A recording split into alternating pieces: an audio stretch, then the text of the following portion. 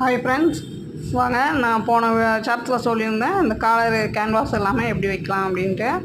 இப்போ இந்த ஷோல்டர்லாம் நீங்கள் ஜாயின் பண்ணிவிட்டு அந்த பேக்லேருந்து சென்டர் பாயிண்ட்டு இது எவ்வளோ முன்னாடி வந்து 2 இன்ச்சுக்கு வந்து அளந்து 2 பக்கம் வச்சுக்கோங்க. ஃப்ரண்டில் போதும்.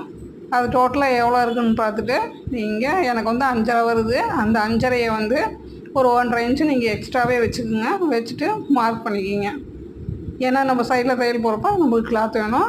1.5க்கு ஒருத்தர் ஒரு 7 இன்ச்சு பக்கம் நீங்கள் வச்சிங்கன்னா சரியாக இருக்கும். 2ஆக மடித்து அதை மடிச்சுட்டு என்ன பண்ணுறீங்க, அந்த லைனிங் கிளாத் இது மெயின் கிளாத்தையும் எடுத்து நீங்கள் அது ஓரளவுக்கு நம்ம எச்சு முடிச்சா இருந்தாலும் பரவாயில்ல, நம்ம எனக்கு கரைக்க தான் போகிறோம். அதனால் ஒன்றும் பெரிய டிஃப்ரெண்ட் வராது.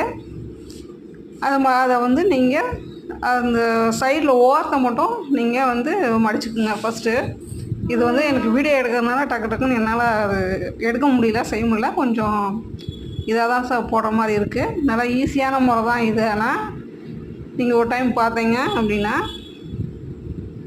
அந்த கரைப்பகுதியாக இருந்துச்சு அப்படின்னா அதை கொஞ்சம் கரைச்சிக்குங்க. அந்த கரைப்பகுதி இல்லாத பீஸாக நீங்கள் பார்த்து எடுத்துக்குங்க.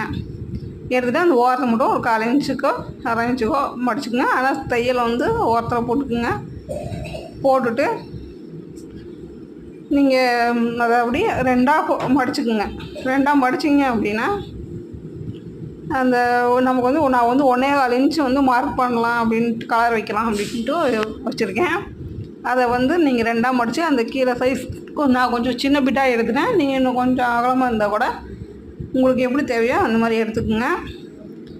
அது வச்சுட்டு நீங்கள் அந்த லென்த் வந்து நம்ம 5.5 எடுத்தோம் இல்லையா, அதை வந்து 5.5 11 அதில் வந்து நீங்கள் லென்த்தை ஃபஸ்ட்டு மார்க் பண்ணிட்டு, ஏன்னா கை வந்து துணி வலிக்கிக்கிட்டே போகுது. அந்த மாதிரி கிளாத் இது. ஏன்னா நமக்கு மற்ற கிளாத்னால் கூட நம்ம மடித்தா மாதிரி நிற்கும். அது நிற்கவே மாட்டேங்குது. அந்த மாதிரி வலுவலுன்னு இருக்குது இந்த கிளாத்து. அதனால் நீங்கள் ஃபஸ்ட்டு ஒரு சைடு 2 சைடும் மார்க் பண்ணிட்டு 11 இன்ச்சுக்கு, நான் வந்து 11 இன்ச்சு உங்களுக்கு எவ்வளோ இன்ச்சு வருதோ அந்த மாதிரி நீங்கள் வந்து மார்க் பண்ணிக்கிங்க.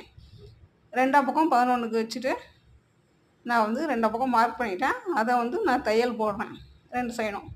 போட்டுவிட்டோம் அப்படின்னா கொஞ்சம் ஸ்டிப்பாக நிற்கும். அதனால் வந்து கொஞ்சம் நமக்கு வழுக்காமையும் இருக்கும் இந்த மாதிரி கிளாத்தெல்லாம். அதுக்காக பார்த்து நானும் சரி அப்படியே போடலான்னு பார்த்தேன், கையில் நிற்கல. அதனால் தையலை போட்டே நம்ம கரைச்சிக்கலாம் அப்படின்ட்டு நான் போடுறேன். ஆனால் ஈஸியான முறை தான், சிரமப்பட்டு தைக்கணும் அப்படின்றதெல்லாம் இல்லை.